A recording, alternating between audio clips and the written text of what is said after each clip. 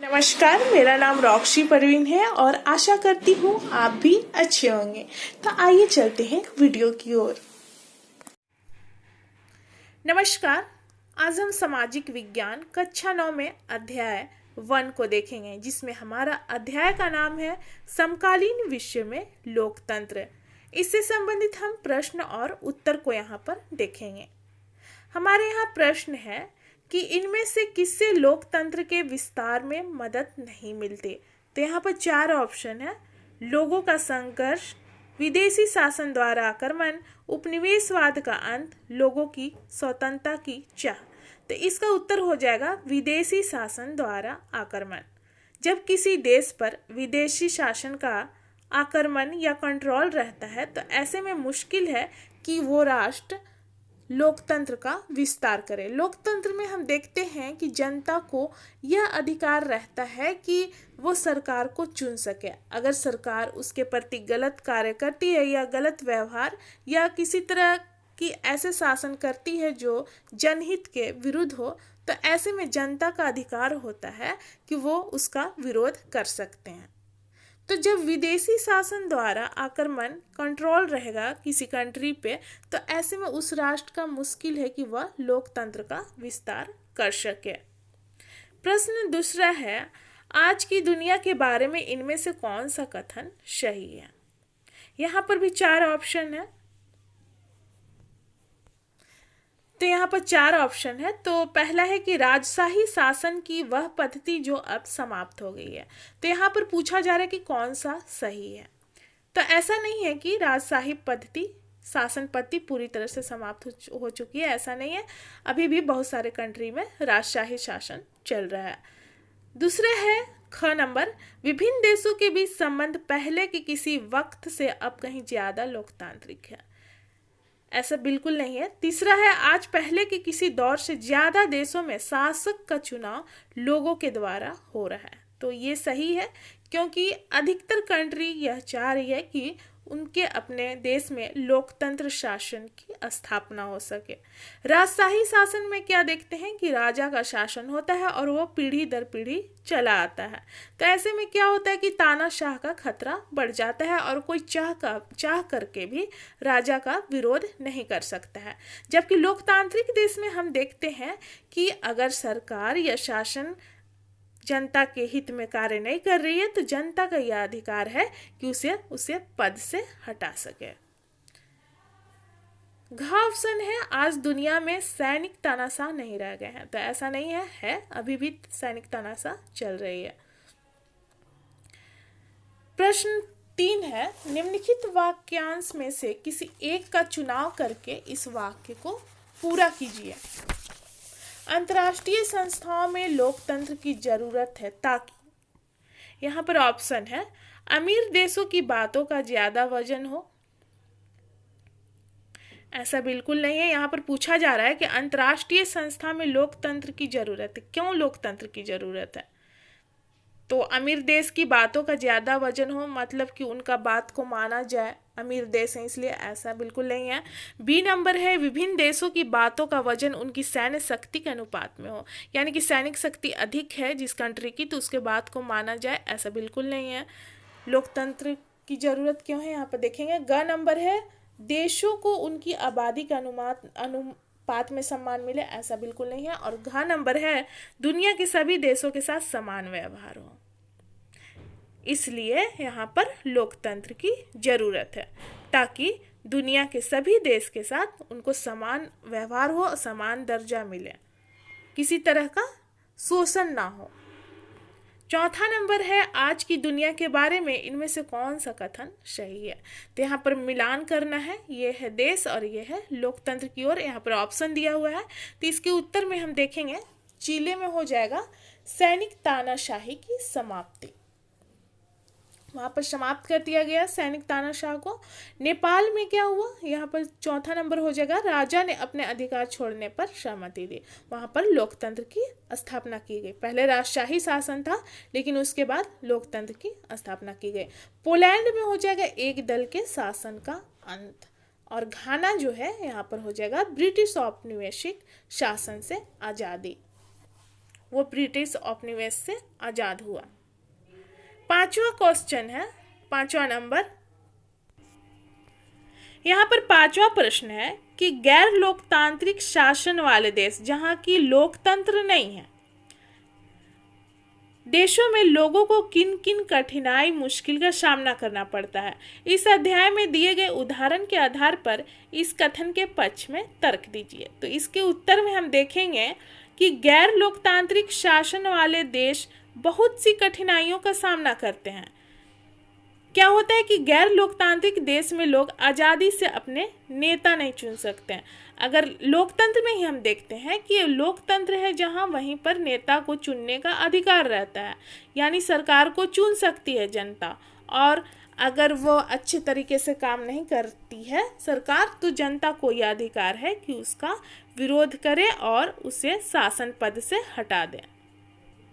तो यहाँ पर हमने देखा कि गैर लोकतांत्रिक देश में लोग आज़ादी से अपने नेता नहीं चुन सकते। वे शासन कर रहे लोगों की अनुमति के बिना राजनीतिक दल का गठन भी नहीं कर सकते हैं। वे वास्तविक आज़ादी का आनंद नहीं उठा पाते हैं। कुछ चरम मामलों में प्राधिकारियों का विरोध करने वाले लोगों को सताया जाता है, जैसे कि राजशाही शासन है और कोई जनता विरोध करती है तो क्या होगा कि सीधे मार दिया जाता है। चिली में 1973 का सैनिक तख्तापलट तथा पोलैंड की कम्युनिस्ट सरकार जिसने 1990 तक शासन किया, दमनकारी गैर लोकतांत्रिक शासन का उदाहरण है। ये दोनों जो उदाहरण है, चिली का और यहाँ पर पोलैंड का, ये गैर लोकतांत्रिक शासन का उदाहरण है। प्रश्न 6 है, जब लोकतंत्र किसी सेना द्वारा उखाड़ फेंका जाता है, यानी कि लोकतंत्र शासन है वहाँ और सेना द्वारा उसकी समाप्ति कर दी जाती है लोकतांत्रिक शासन के, तो कौन सी आज़ादी सामान्यता छिन जाती है। तो जिस कंट्री में लोकतंत्र नहीं है तो वहाँ पर क्या होगा कि जब लोकतंत्र किसी सेना द्वारा उखाड़ फेंका जाता है तो लोगों से उसका नेता चुनने की आज़ादी छिन जाती है। लोग सरकार या नेता नहीं चुन सकते हैं अपने पसंद से। इसके अतिरिक्त उन्हें सरकार की उन नीति के विरुद्ध रोष प्रकट करने की आज़ादी की अनुमति नहीं मिलती है जिन्हें वे नापसंद करते हैं। लोकतंत्र में हम क्या देखते हैं कि अगर जनता को लगता है कि मेरे साथ सरकार अच्छे कार्य नहीं कर रही है, शोषण कर रही है, तो वो विरोध कर सकते हैं। जबकि यहाँ पर लोकतंत्र शासन नहीं है तो यहाँ पर जनता चाह कर भी उसका विरोध नहीं कर सकती है। और यहाँ पर क्या होता है, ना अभिव्यक्ति की आज़ादी यानी कि विचार को प्रकट करने की आज़ादी भी नहीं रहती है जनता को, ना अपने व्यापार संगठन बनाने की आज़ादी और ना ही निष्पक्ष चुनाव का अधिकार उनके पास रहता है। उदाहरण सन 1973 में चिली में जनरल ऑगस्टो पिनोशे द्वारा सैनिक शासन स्थापित किया गया, जबकि पोलैंड में सन 1989 से पूर्व जनरल जारुशेल्स्की के नेतृत्व में गैर लोकतांत्रिक सरकार थी। दोनों ही मामले में लोगों के ऊपर वर्णित आज़ादी नहीं थी। 7वां प्रश्न है, वैश्विक स्तर पर लोकतंत्र बढ़ाने में इनमें से किन बातों से मदद मिलेगी। प्रत्येक मामले में अपने जवाब के पक्ष में तर्क दीजिए। तो यहाँ पर 4 है, क, ख, ग और घ। तो यहाँ पर प्रश्न है लोकतंत्र बढ़ाने में, तो क नंबर है, मेरा देश अंतर्राष्ट्रीय संस्था को ज़्यादा पैसा देता है, यानी कि पूरा विश्व से, पूरा कंट्री से जुड़ा हुआ संस्था अंतर्राष्ट्रीय संस्था कहलाता है, जिसमें सभी देशों की भागीदारी अधिकतर रहती है। इसलिए मैं चाहता हूं कि मेरे साथ ज़्यादा सम्मानजनक व्यवहार हो और मुझे ज़्यादा अधिकार मिले।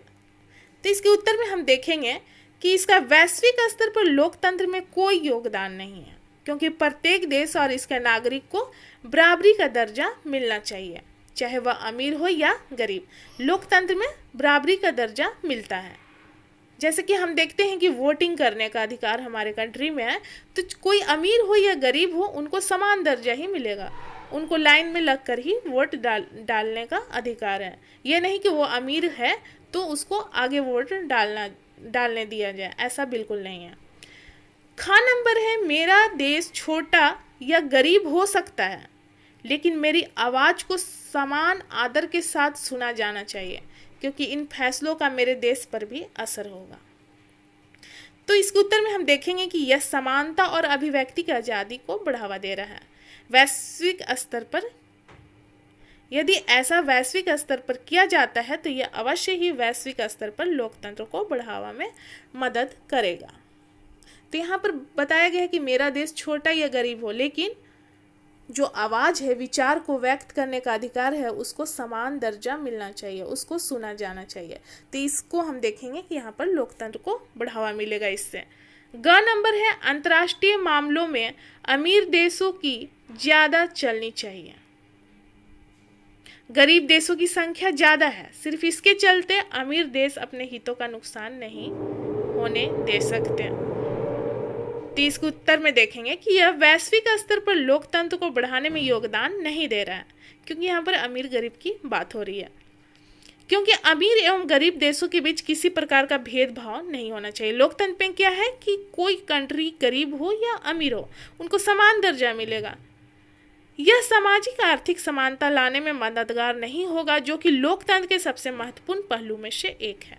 वैश्विक स्तर पर सभी देश, चाहे वे अमीर हो या गरीब, बराबरी का स्थान मिलना चाहिए, तभी लोकतंत्र को हम बढ़ा सकते हैं, लोकतंत्र की स्थापना में हम मदद कर सकते हैं।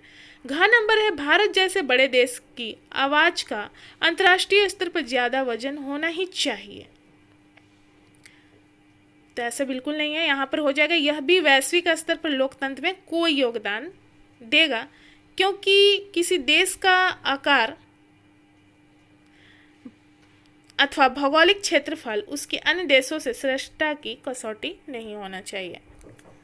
8वां प्रश्न है, नेपाल के संकट पर हुई एक टीवी चर्चा में व्यक्त किए गए 3 विचार कुछ इस प्रकार के थे। इनमें से आप किसे सही मानते हैं और क्यों? ये क्वेश्चन है। तो 3 तर्क है, यहाँ पर चर्चा है। पहला है, भारत एक लोकतांत्रिक देश है, इसलिए राजशाही के खिलाफ और लोकतंत्र के लिए संघर्ष करने वाले नेपाली लोगों के समर्थन में भारत सरकार को ज्यादा दखल देना चाहिए। दूसरा क्या है वक्ता? यह एक खतरनाक तर्क है। हम उस स्थिति में पहुंच जाएंगे जहां इराक के मामले में अमेरिका पहुंचा था। किसी भी बाहरी शक्ति के सहारे लोकतंत्र नहीं आ सकता है। और तीसरा है, लेकिन हमें किसी देश के आंतरिक मामलों की चिंता ही क्यों करनी चाहिए? हमें वह अपने व्यावसायिक हितों की चिंता करनी चाहिए, लोकतंत्र की नहीं। तो यहाँ पर दूसरा जो है वक्ता वो सही है।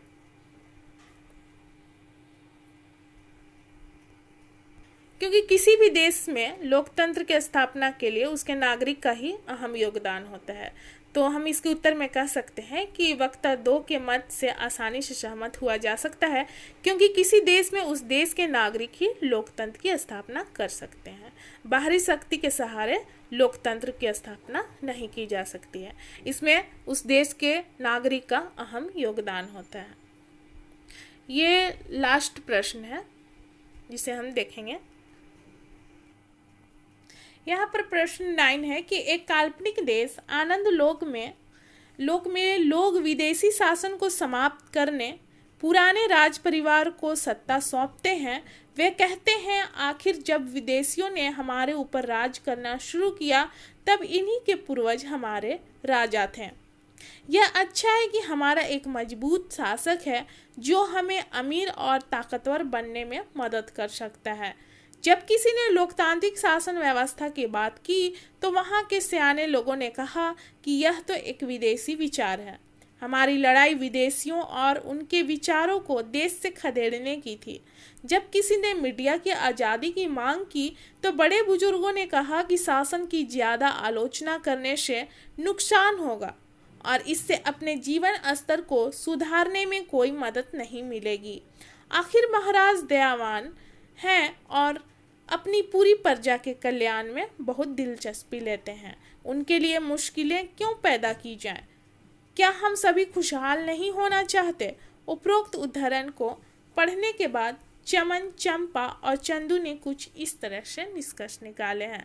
चमन ने कहा कि आनंद लोक एक लोकतांत्रिक देश है क्योंकि लोगों ने विदेशी शासकों का उखाड़ फेंका और राजा का शासन बहाल किया।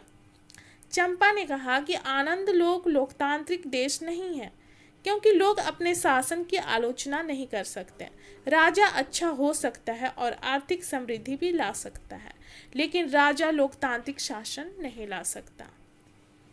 चंदू ने क्या कहा कि लोगों को खुशहाली चाहिए, इसलिए वे अपने शासक को अपनी तरफ से फैसले लेने देना चाहते हैं। अगर लोग खुश होते हैं तो वहीं का शासन लोकतांत्रिक है। इन तीनों कथन के बारे में राय पूछा जा रहा है। इस देश में सरकार के स्वरूप के बारे में आपकी क्या राय है, पूछा जा रहा है। तो इसके उत्तर में हम देखेंगे कि इसका उत्तर होगा कि चमन का कथन जो है वो गलत है, क्योंकि किसी विदेशी ताकत को उखाड़ फेंकना मात्र स्वतंत्रता प्राप्त करना है, लोकतंत्र की स्थापना नहीं हो सकती। चंपा का कथन सही है, लोकतंत्र प्रजा का शासन है, जनता का। जनता को अपने शासक से सवाल करने का अधिकार होना चाहिए। यहाँ पर चंदू का कथन गलत है कि लोगों की खुशी मात्र ही लोकतंत्र की घटक नहीं है। लोग राजा के साथ खुश हो सकते हैं, किंतु वह कोई चुना गया प्रतिनिधि नहीं है, इसलिए वह लोकतंत्र की स्थापना नहीं कर सकता है। तो ये हमारा लास्ट प्रश्न था और हम आगे के वीडियो में देखेंगे। तो यहाँ पर हमारा समाप्त होता है। मिलते हैं अगले वीडियो में। धन्यवाद।